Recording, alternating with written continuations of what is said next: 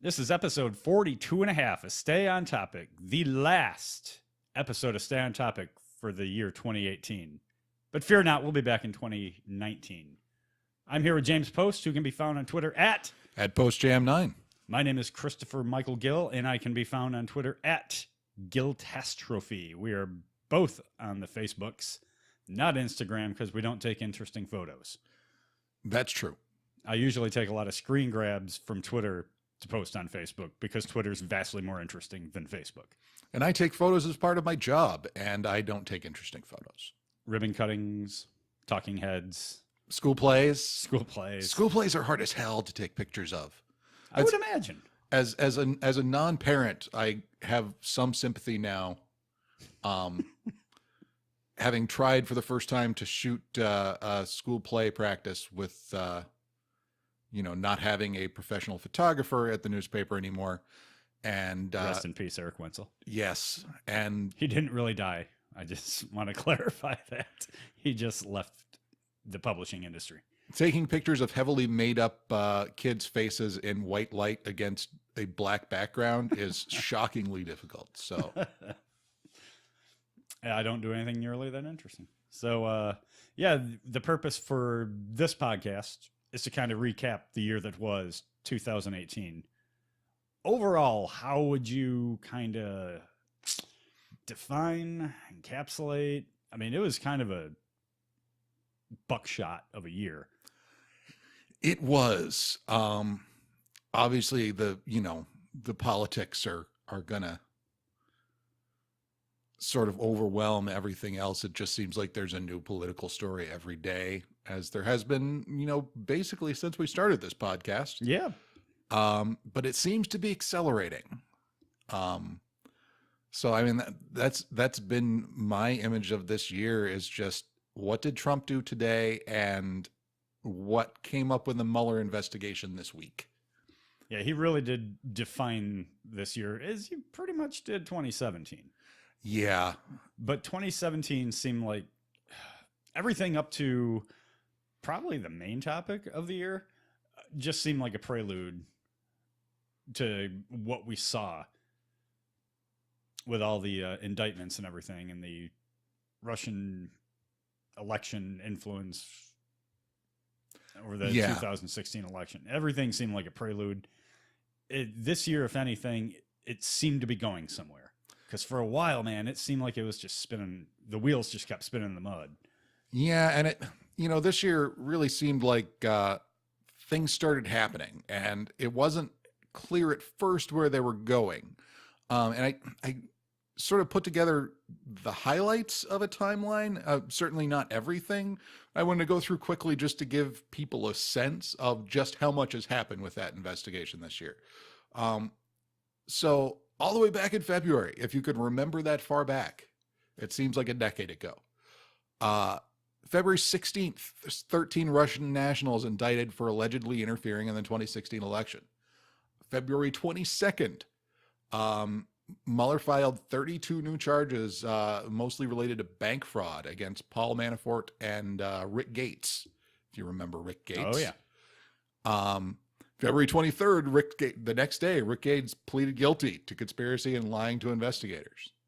A couple months later, April 9th, was the infamous or famous raid on the home of Michael Cohen, who was at that time Trump's personal attorney.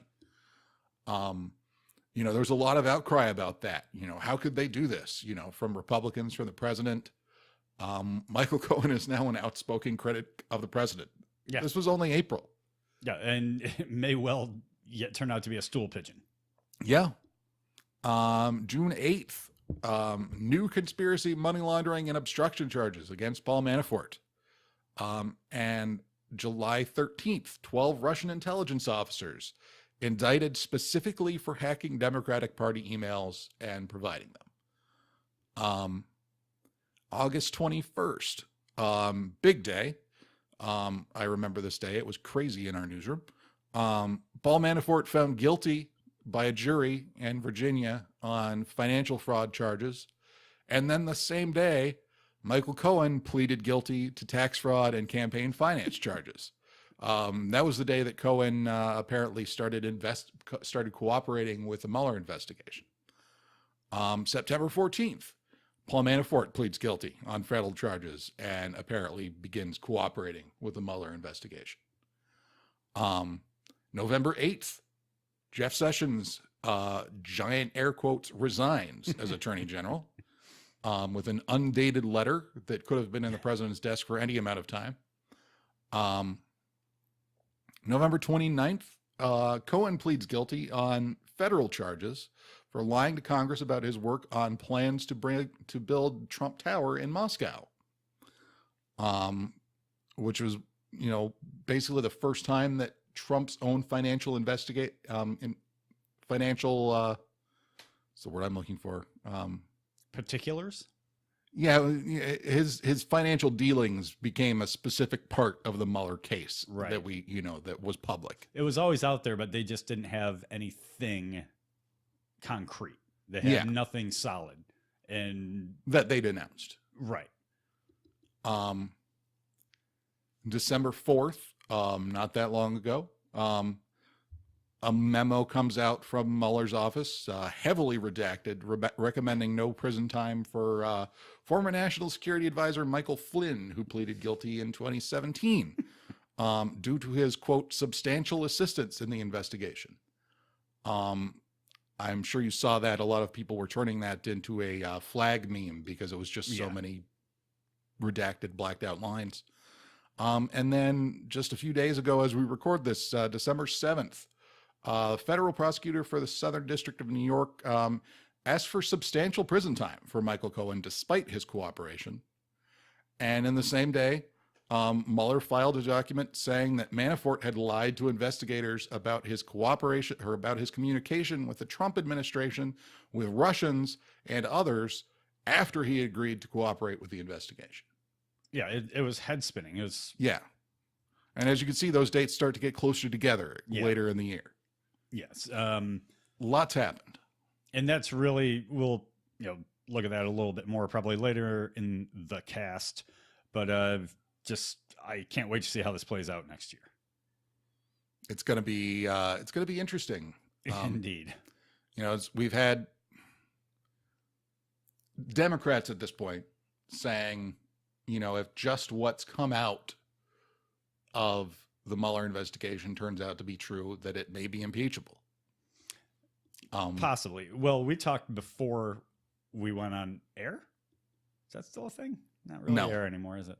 That any one of these indictments would have been a big fucking deal in any other presidency. Yes. And we're so numb to it now. Yeah. Now we're just like, okay, well, let's see if they get Kushner. Yeah. Now it's just Don Jr.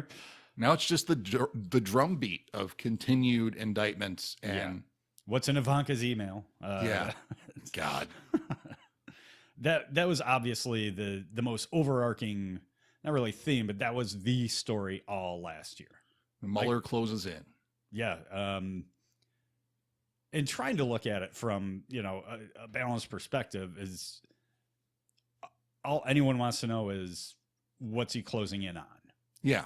And that's hopefully we get a resolution by 2019, because really this is just so bad for the nation, for, trust in politics, no matter what side of the fence you're on. Yeah. I mean, it's because Republicans will view this as, oh, sure, people don't like him, so they're going to attack him. And Democrats are, just piling on. And it just really makes everything so toxic. And, what's when the pendulum swings, what's going to happen? And it's just today, I think it was today, Orrin Hatch, retiring, longest sitting Republican senator, on TV saying, well, you can make anything illegal under current law, Interesting. Basically saying, are these real crimes? And again, referring to some kind of Democratic conspiracy to take down the president. Yeah. And I feel like this is the longer this goes on without some sort of outcome that everybody can agree on what happened, the worse it's going to get. Yeah. Yeah. It's just going to get slimier and just ickier and awful. And it's going to impact the nation. Yeah. Just like Nixon's did, just like Clinton's did. Yeah. Clinton's was more salacious. Yeah. Then, yeah, he lied. But he didn't do anything to put the country in peril. No. And even Nixon, did he really put the country in peril? No. I mean, he was shady. He misused government resources for his own campaign purposes, which is obvious. I mean, that's from a purist standpoint, that's a pretty major betrayal of the office. Right. But it's not betrayal of the United States to a foreign power, which is, what this is sort of heading to. Yeah, it just feels icky. Also last year, I keep calling it last year. We're still in it. Yeah. In 2018, I'm going to get sick of that. We had the Brett Kavanaugh hearing for the Supreme Court justice, one of the strangest hearings since probably Clarence Thomas. Yeah, and that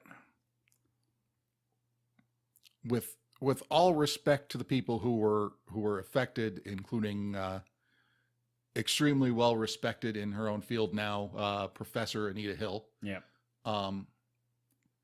It almost seems quaint by comparison. A little bit. I mean, it was gross. It was gross then. Yeah. But compared to some of the things we hear now. Yeah. And maybe the most gross part, we have a Supreme Court justice named Brett. Yeah. It's I guess it's a generational thing. I guess it was going to happen. Yeah. I guess it didn't have to be a Brett. It could have been a Logan or a Tad. A Brendan. A Brendan. The honorable. Yeah. We also had detention camps at the border, which we did have under Obama, to be fair. Yeah, but they weren't ripping mothers away from their children, yeah, from their sons and daughters. We also are still ramping up military efforts to guard the southern border against less than 1,000 people. Just more fear and loathing. We had the big Facebook data breach. Yeah, that seems like it was again almost quaint. Yeah, a little bit. We just assume that our data is breached now all the time. That's what got me through the whole thing, was people were stunned and shocked by that. But I feel like this is the year people have finally realized Facebook are not good guys. Yeah, it's like this was a business that's business model was always harvesting your data and making money off of it. If you thought it was anything else, you were confused. I thought I could trust you with my dog and food pics. Yeah. With the end of net neutrality. Yeah. That to me, that's a big one. The states, and some of the states are because fighting back, which gives you a little hope living in a blue state. And just a few days ago, you had Ajit Pai saying that Russians corrupted the public comment process on that. So what happens there? I don't know. And because it's hard to say, because it's not like they have to listen to the public comments. So they could say that was always going to be irrelevant to our ruling, but then you're basically saying, why do we have public comment? Right. Yeah. We also had some major media and tech mergers. AT&T, after running through some hoops, finally acquired Time Warner. That they had been wanting that to happen for a couple of years. Yeah. But almost we're going to get to a point where, like, we had to break up the banks. Yeah. We're going to have to break up the media companies. Yeah. It's not on the same level, but Sprint and T-Mobile got together. And of course, Disney acquired practically all of Fox's entertainment properties. Talk about companies you're going to have to break up. When all of the intellectual property in entertainment is owned by one company. Yeah. It was. And I would think that's going to end up in front of a court at some point. I'm not sure by what vector, but it seems like somebody's going to have to come up with a way. It's unprecedented.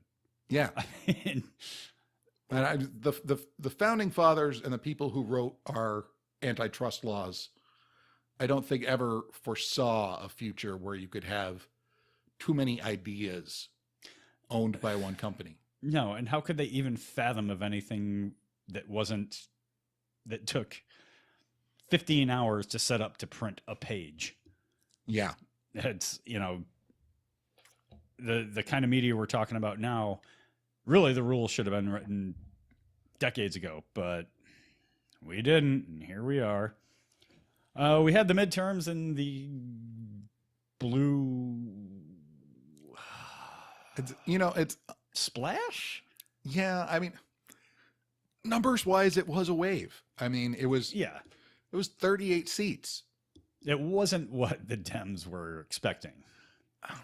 I the think Dems were really pie in the sky for this election. Yeah. Or the midterm election anyway. They had their sights set on Congress and Senate. Yeah, and they were in governorships across this. And we talked about this last time, that they were never going to win the Senate. No, it's the seats that were in play were the wrong seats for them to win. So we'll see how that shakes out and what kind of headbutting there is there. Or are the Dems smart enough to maybe manipulate the president? He seems manipulatable. But are the Dems clever enough to figure out how? Ask that question about anything else in any other context, and what would your answer be? No. Yeah. No. What was the line from Newsroom? If you're so fucking smart, how come you lose all the goddamn forever? Yeah. Yeah. That's pretty much it. We lost some absolute luminaries and titans, mostly to old age. But the likes of Stephen Hawking's, Stanley, just recently, George H.W. Bush, Steve Ditko, Paul Allen, Burt Reynolds, Neil Simon, Aretha Franklin, John McCain, and a guy who is important to me because I dig auto racing, David Pearson.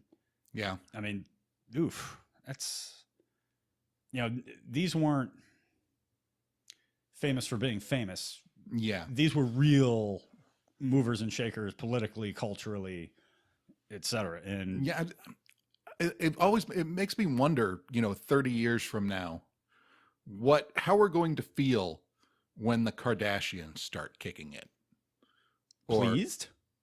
I mean, is this generation of famous people going to have the same emotional impact on the people who are alive when they die? It is an interesting question, because a lot of these names that we just put out there were they were kind of the last generation with old media. Yeah. So of course they were massively popular to everybody, because everybody was watching the same channel, reading the same newspapers, listening to the same radio stations.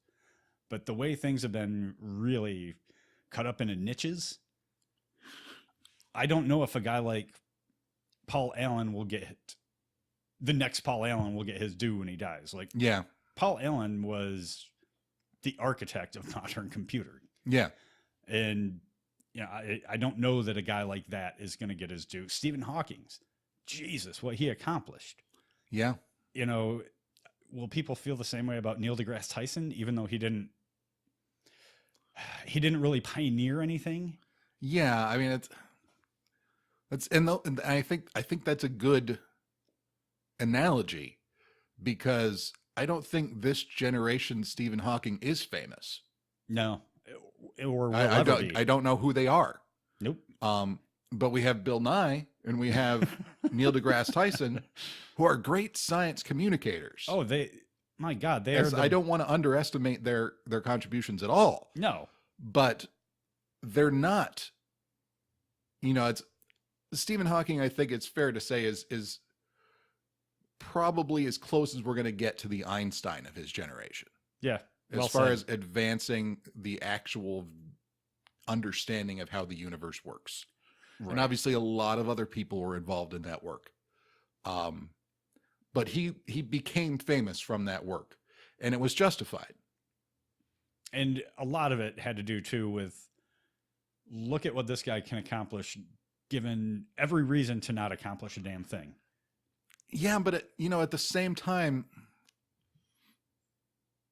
I think that's part of why he became famous, but I don't think I don't think there's any asterisk on his scientific accomplishments. But that certainly helped propel his fame and kind of spread his legacy to everyone. Yeah. I don't know if he didn't suffer a debilitating disease, would he be as famous? Yeah. Probably not. That's, and my phone went off. Yeah. So this was a really, really rough year for cultural, political, and both. A guy like John McCain, he was culturally relevant, not only running for president twice, but he was a darling of the media. Yeah. Even when he was involved in some really shady shit. Yeah. Not a saint by any means. No. But he was one of those guys, we have some of the same kinds of people in my business in local news. They're the people you go to because they'll say anything. They're always good for a quote, and they don't care what people think. Right. And I think that's why he became the media darling he was. And there were times when it was important to stand up, and he did. And he also spent 5 years in a POW camp. Because he was a terrible pilot. Wow. It's on the record. Like, he was a terrible pilot. Still. Yeah, I'm going to catch shit for that one. But he was. And really, his 2004 campaign, or 2008 campaign kind of paved the way for Trump to take office. Yeah. It was, all he did was agree to bring on Sarah Palin as a vice presidential. Yeah, but it changed the character of that ticket so much. Absolutely. It changed the character, and it changed the way people thought about politicians. All of a sudden, people wanted more. Actually, if you want to go back, George W. was the president everyone, quote, wanted to have a beer with. Yeah. And then it seems like we progressively just kept dumbing it down. Like, Sarah Palin, she's like me. She's, a hockey mom. Yay, Sarah Palin.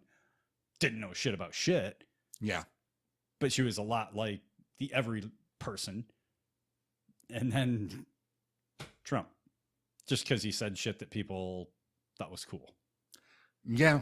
And it just kept getting worse and worse. So, and it's not to shit on John McCain, but he kind of did start this. Or he didn't help it. No, he didn't help. Speaking of any other news items you can think of on your list?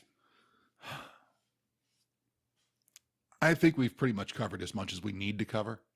Then, speaking of cultural relevance, Marvel's Black Panther was... God, that seems like forever ago, too. That was March also. Yeah. But that was pretty big. Yeah. That opened up... That gave Black kids something to aspire to. It gave them a version of people that look like them, that did amazing goddamn things, and you don't get that in cinema.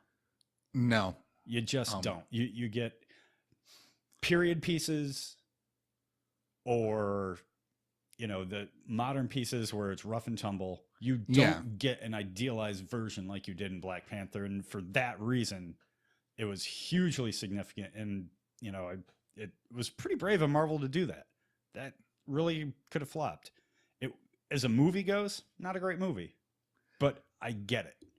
There were a lot of people who loved it. I wasn't one of them. I enjoyed it. I enjoyed it to the same degree as I enjoyed something like Ant-Man. Yeah. Yep. Pretty much. But overall, it was a weak year for movies, really. Yeah. Except for Infinity War. Infinity War was bigger than I thought. I was surprised how much of a cultural force that was, especially in the wake of Black Panther, which was also a huge cultural force, and I think in a different way, in a way that affected different people. Yeah. But the number of people who know about and care about the snap, Yeah. The actual, cultural response to who's alive and who's dead in the wake of that movie, really surprised me. And if that movie was done even 2 or 3 degrees poorly or more poorly, yeah, that movie doesn't work at all. No, I mean, it could have been such a train wreck. So many characters, so many story arcs, so many changes of setting and tone. Mm-hmm. Yeah, they really, more so than any other Marvel movie, they were absolutely reliant on everything that came before it. Yeah. And it was masterful. And then you had Ant-Man and the Wasp, which I did not even see. It was pretty good. Yeah. Yeah, much better than the first one, and I enjoyed it more than Black Panther. Yeah. It made more sense. The stakes were way smaller. Yeah. Which I like a movie with small stakes. So when your Infinity Wars come along, you're not kind of, bored with the whole concept of, oh, okay, fine, if you don't win, the universe is dead kind of thing. Yeah. So I really enjoyed Ant-Man and the Wasp. I thought it was pretty good. Definitely worth checking out. Also very significant. It actually came out in 2017, but Fortnite blew the fuck up this year. God, I'm just so sick of hearing about it. Yep. It's a battle royale format of a video game, and I work with a lot of millennials, and Jesus, that's all they talk about. Yeah. I really do feel like the old guy in the club. I've never picked it up, never played it, don't know what the hell they're talking about, but it's undeniable. It's kind of like the Pokemon Go when that came out. Yeah. Although Fortnite has had a lot more staying power. Well, there's more game there. Yeah. I mean, it's not my kind of thing, but I can recognize they've got something. Yeah. That was going to connect with people. To me, it's just another multiplayer FPS, and I'm over that. Yeah. I mean, I've been over that since Quake 2, and that was the 90s. Yeah. And I guess that's just what happens when nothing's new for me anymore. It takes something big. Yeah. Yeah, agreed. This is something, and the older you get, you realize how nothing you enjoyed was really new. Yeah. Like it had all been done before. For the longest time, you thought Star Wars was the seminal work of everything, and then you're like, well, actually, no, it's a lot like Flash Gordon and this and that. Yeah, like, intentionally so. Yeah. Yeah. So, we learned. Probably the most fun. Not the most fun. The coolest game I played this year was the Spider-Man game. Yeah, I really enjoyed that. It was it was a huge year for games in general. I mean, it's. Back in March or April, we had God of War. Massive. Which, I played the hell out of it. I don't think you've gotten to it yet. It's negative. Amazing. It's such a job of taking what had been a pretty brainless series and just hugely upping the ante as far as storytelling. Oh, redefine the entire franchise. Yeah, and it's something that could carry it into 3 or 4 more games that are all going to be just as big. Yeah, if they handle it correctly. Also the year of Red Dead Redemption 2. Yeah. I didn't even come out that long ago, but already huge. Which it's a Rockstar game. It's going to be right. Yeah. But other things that I don't want to leave out that aren't necessarily our thing, but are massive things like Dragon Quest 11. Yeah, yeah.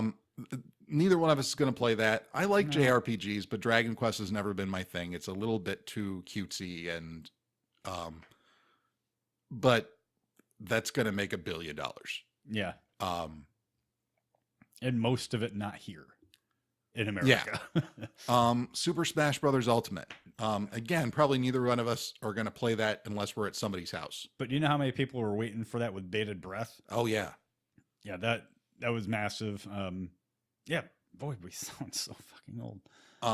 Fallout 76. Yes. That was supposed to be huge, and then it sucked. I But know. God, it was a big announcement when they made it at E3. Although I do know a guy whose opinion I value, who said, you know what, the critics were way too harsh on this thing. Like, I bought it, gave it a chance, and I'm super into it. I don't know why they were so against this game. I ran into the same thing with Gran Turismo Sport. I resisted picking it up, even though I was a Gran Turismo devotee forever. But it got such bad reviews. I was like, okay. And when I finally picked it up and played it, Jesus, it's awesome. So, yeah, don't listen to critics. Just make up your own mind on this shit. Now, you know, it's apparently Fallout 76, at least at this point, is still plagued with a lot of technical issues, which, you know, not necessarily surprising for a Bethesda game, but when you're doing these days competitive online game multiplayer on launch, that's kind of become norm because the deadlines to turn these AAA franchises around are not realistic anymore. Yeah. So as far as you're concerned, what were some of the highlights of your year?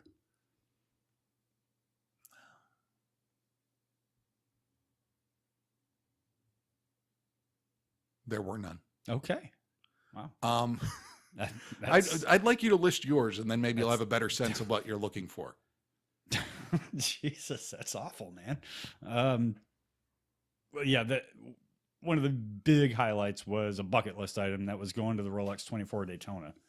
That was an unparalleled experience as I've ever had. Yeah. I've not come away from something feeling like a child again, the way that made me feel like just a wide-eyed kid, almost as if I was looking at sports cars for the first time. Yeah. It was that impactful. I finally got to see, after 20 plus years, got to see Ministry on stage again.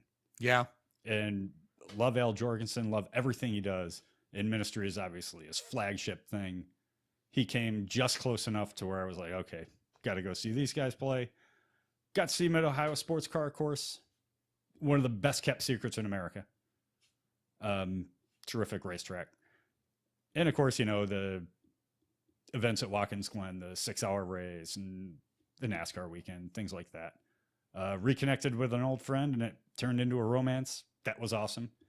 Probably should have led with that if she listens. Yeah. She's all right. Yeah. Shit. Nah, I'm going to hear about that. I could see why it wasn't at the top of the list. You save the best for last. So, yeah, those, in a nutshell, those were the biggies. Well, yeah, I don't have anything that can compete with that, so let's just move on.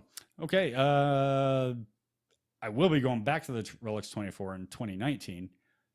What are you looking forward to the most in 2019?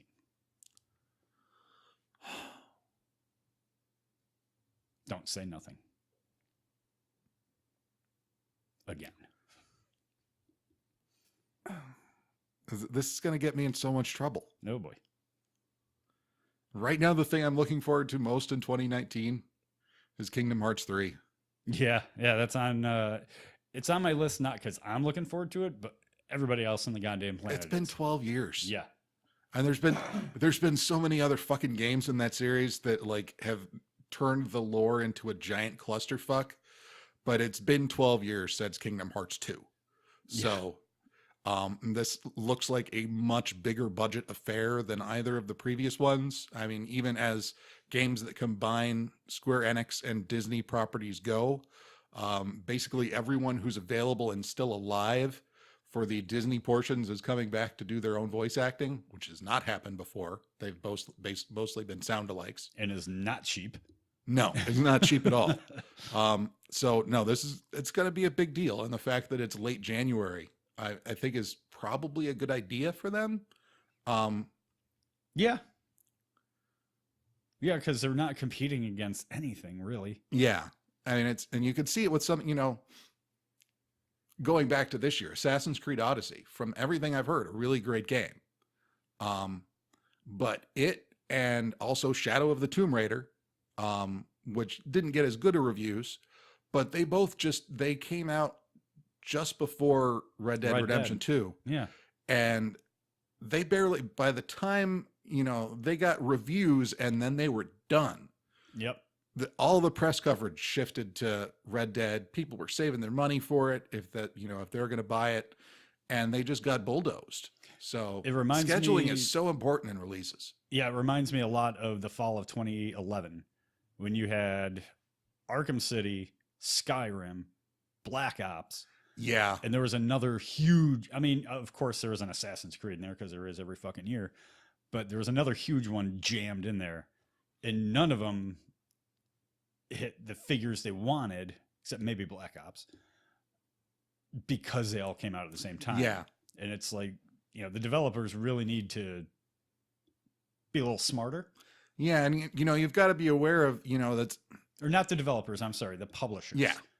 You've got to be aware, that obviously there's launch windows, and that, it's in one way it's the same as like movie releases. You don't want to be competing against a powerhouse, but I think people in this case, in the current year, underestimated just how big that launch window is, how much of the oxygen was going to be taken up by a Rockstar game. And hopefully don't go up against the Rockstar game. Hopefully people don't make that mistake again. Right. In 6 years when the next major Rockstar release comes out.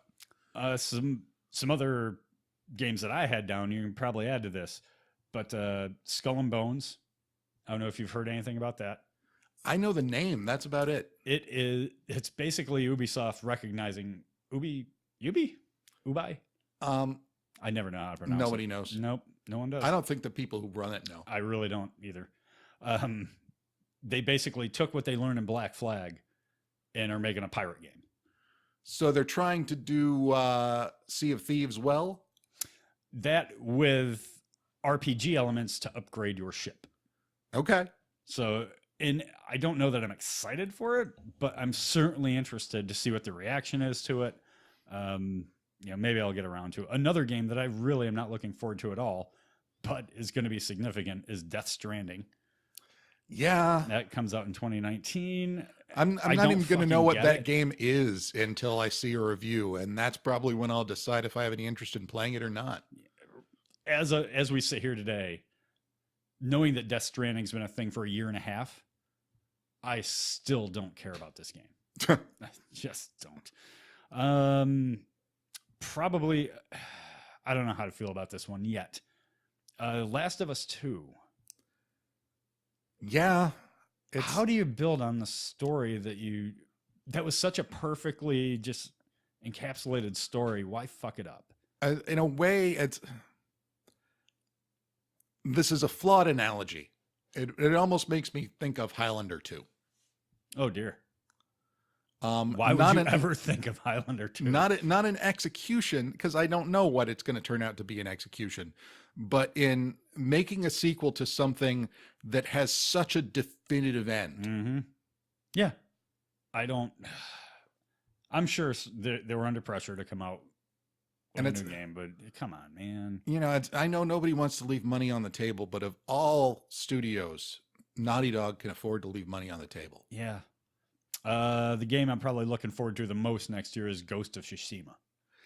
Yeah. I cannot wait for that game. There's been so much, with the Puddlegate with, do you remember that with Spider-Man, where people were complaining that the water effects on the streets had been downgraded from the E3 footage to the actual release. Right. They presented it in 5K, but then dumbed it down to 4K or something. Yeah. Yeah. And the puddles got smaller because that apparently takes less processing power to make smaller puddles. I don't know.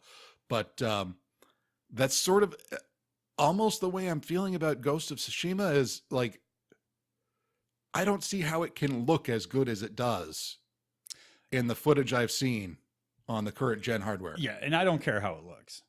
I want good gameplay in a cool samurai type setting. Yeah, that's what I want.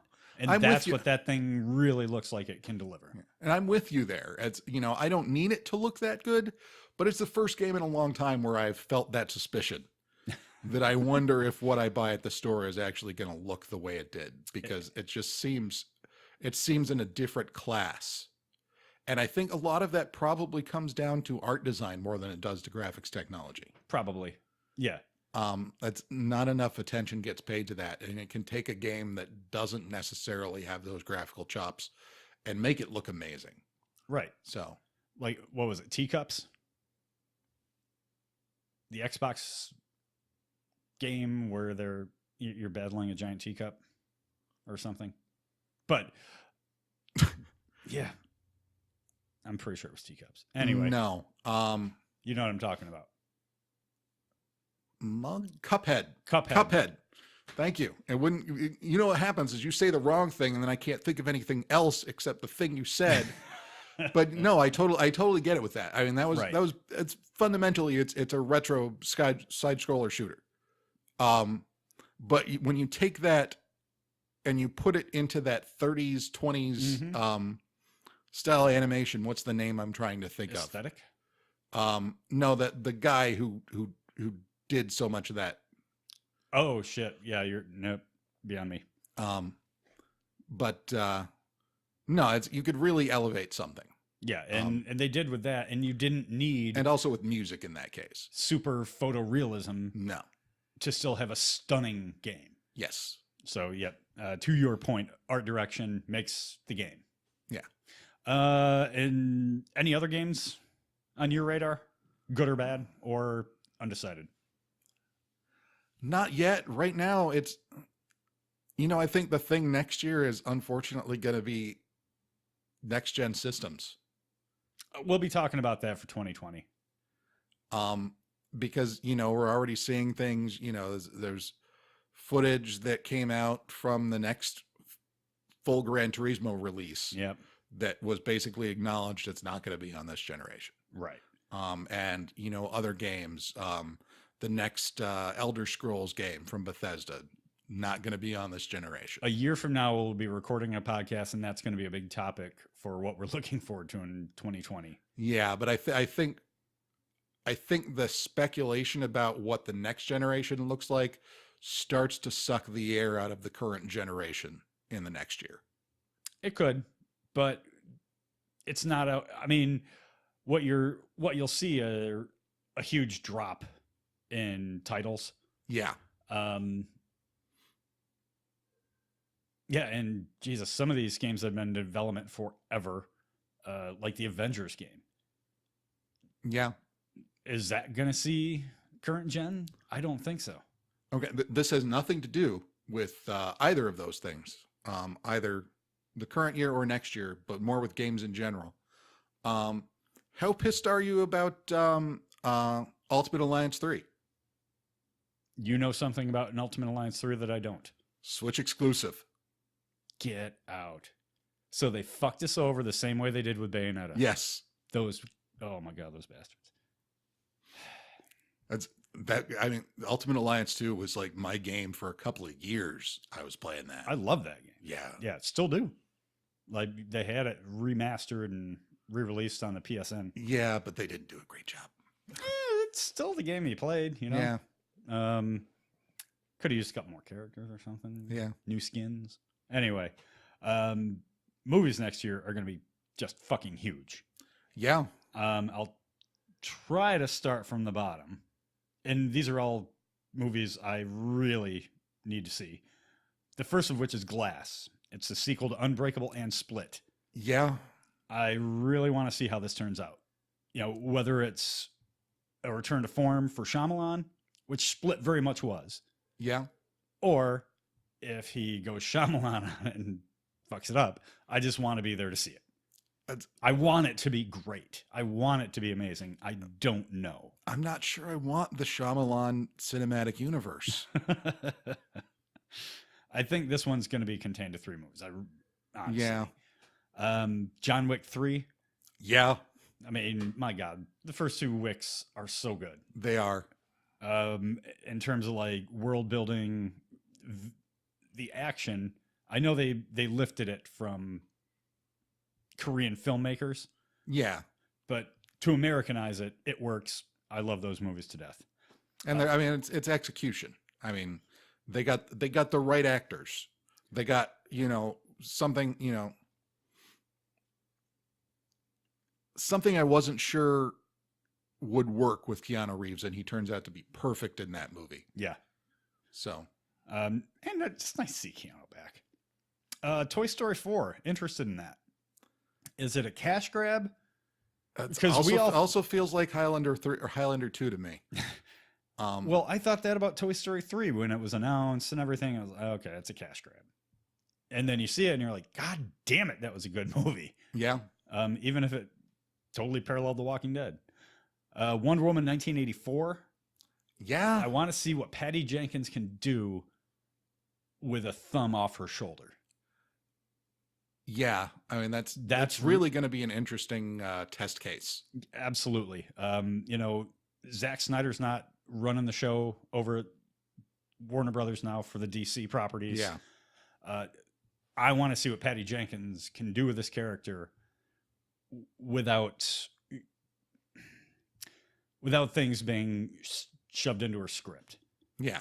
Like the big final battle against Ares. It killed the movie for me. Spider-Man Far From Home. Homecoming was charming as fuck. I hope they can follow up. And Mysterio. This, in any other time in my life, this would have been heads and shoulders the number one thing I was looking to. But episode 9. Yeah. I mean, to me, it feels like Avengers Endgame is kind of totally sucked the. I mean, yeah. Marvel has surpassed Star Wars as the go-to franchise, but I really liked the themes that Rian Johnson introduced in The Last Jedi.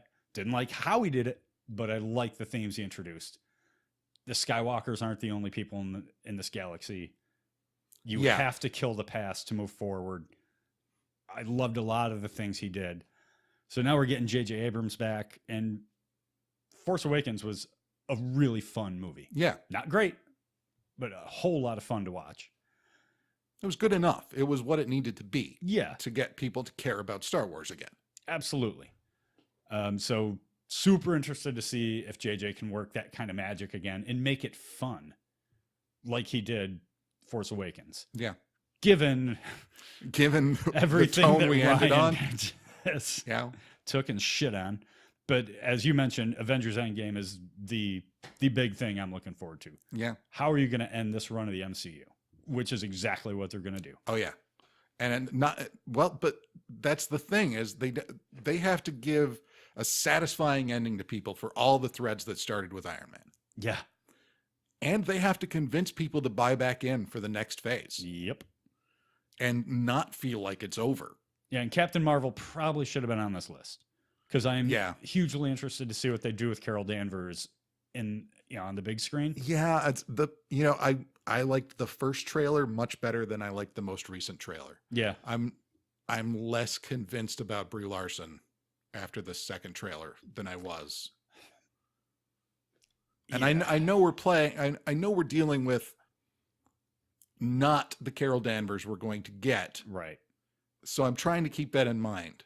She doesn't have the authority that I want from that character. And I understand that could be intentional, but it's worrying me. Yeah, a little bit. She really feels like she's being shoehorned into this cinematic universe. That's my biggest problem. Yeah. I really wish she was an Avenger from the start of this whole MCU. That's a big miss on Marvel's part. Just not having the confidence of saying, hey, yeah, we've got Iron Man, Captain America, Thor, and Captain Marvel before the first Avengers movie. Yeah. It was kind of cowardly. But, they have investors. Yeah. But we are getting to a better place where that's concerned. Television-wise, Buffy's coming back. Joss is, EP and has written a bunch of it. So you can feel... I'm not I'm not a Buffy fan at all, but there are a ton of Buffy fans out there. I'm one of them, and I'm aggressively indifferent to this unless it proves me wrong. Well, Joss Whedon he's made so much good stuff, and yet as a person, I'm sort of over him now. I do miss his voice on the screen. Yeah. It's been since Age of Ultron that he's done anything truly significant. And Yeah. that was not a good, you can't count Justice League. That was a mop-up project. Yeah. But yeah, so there's that. A Watchmen series on HBO. I know. I'm just going to be sighing at all of I these. know. But Jeremy Irons is Ozymandias. And he's got to be better than the guy from the Snyder movie, who was barely there. For the record, I like this Snyder movie. Oh, I loved the Snyder movie, but there was some bad casting in that movie. And between Silk Spectre and Ozymandias, both of those were like, God, it's amazing they didn't ruin the movie, because those are such important characters with just such doe-eyed, vapid actors behind them. Yeah. I try not to blame the actors, because you never know how they're being directed. Yeah. Hayden Christensen is perfectly good in everything else he's ever done. Sometimes great. No, and I don't blame. Yeah, but I don't blame him for the prequels. I mean, exactly. Yeah. But the George Lucas directing from a chair has a lot more to do with that than. Let's get a sense of motion to this movie. Move my monitors over here. The big event on the small screen, Game of Thrones series finale. I mean, this thing's been... That show's still on? 7 years in the making. So we will see who claims the Iron Throne, or if the Iron Throne still stands when it's done. I like to assume it's going to end with an alien invasion, because why the fuck not? I doubt that. I doubt. Although they haven't shoved that kind of piece of sci-fi in there. So those are the big things happening in 2019 that we know of. Yeah. And of course, the biggest things that happen in 2019 will be the things we don't know about yet now. Always are. Always are. Any hopes for 2019? Any words of wisdom for the new year? God, you want wisdom?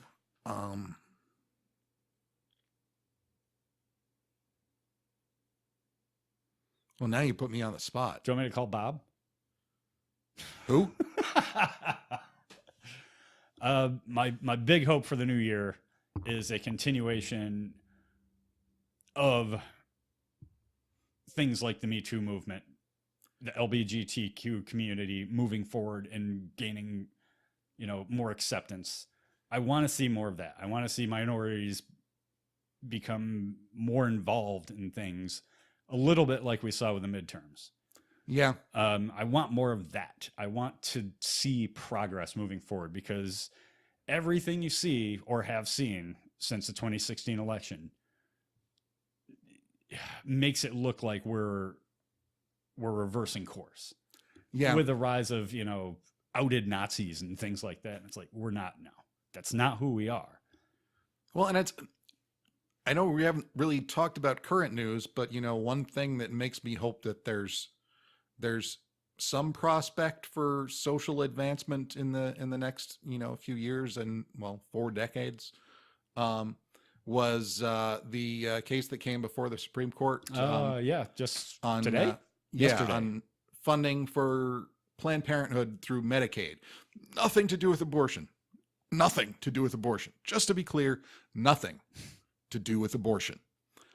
This was about states that wanted to not reimburse Medicaid for preventative services, mammograms, and birth control for low-income women who were going to those clinics, saying that they didn't want their Medicaid funds to go to those clinics.